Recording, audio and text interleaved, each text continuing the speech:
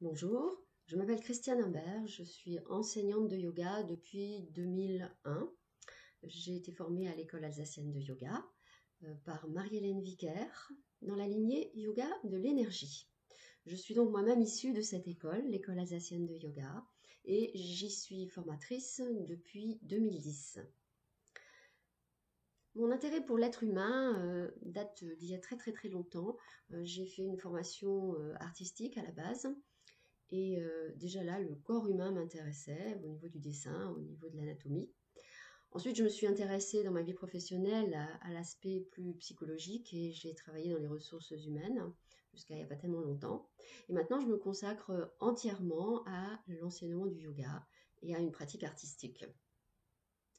Après ma formation à l'école alsacienne de yoga, j'ai poursuivi avec la lignée yoga de l'énergie à Paris, à l'Académie du yoga de l'énergie de Paris, avec Jean-Pierre Lafèze et Eliane Claire-Tiercelin, qui étaient des collaborateurs directs, des élèves directs de Roger Clair. Dans cette école, je représente donc la lignée yoga de l'énergie. Alors pourquoi ce nom de yoga de l'énergie ? On pourrait dire que l'accent y est mis sur la notion tellement subtile et tellement difficile à comprendre pour nous occidentaux, la notion de souffle, car le souffle, c'est l'énergie qui circule en nous. Bien sûr, toutes les pédagogies de yoga travaillent avec les postures de yoga, donc c'est un hatha yoga. Vous apprendrez à l'école avec moi à construire un cours, vous apprendrez toutes les différentes postures, les différentes manières de les aborder. Mais l'accent sera mis sur la notion de souffle. Comment est-ce que le souffle réagit? Comment ce souffle nous traverse durant les postures? Nous mettrons ainsi également beaucoup d'attention sur ce qu'on appelle la pratique du geste conscient. Et pour arriver finalement à ce qui est effectivement le but de tout yoga, c'est la posture d'assise.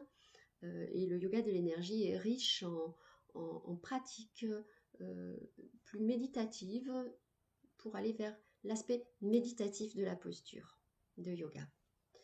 Et vous apprendrez également à parler, parce que l'un des aspects de l'enseignement du yoga, c'est également cela, c'est comment dire les choses pour que vous puissiez vraiment transmettre l'essence du yoga à vos élèves de manière cohérente, en tenant compte évidemment de leurs difficultés, de principes d'anatomie que vous apprendrez par ailleurs, et de façon à pouvoir enseigner quelque chose que vous aurez vous-même senti, parce que on enseigne vraiment bien que ce qu'on a soi-même bien vécu, bien expérimenté et bien senti.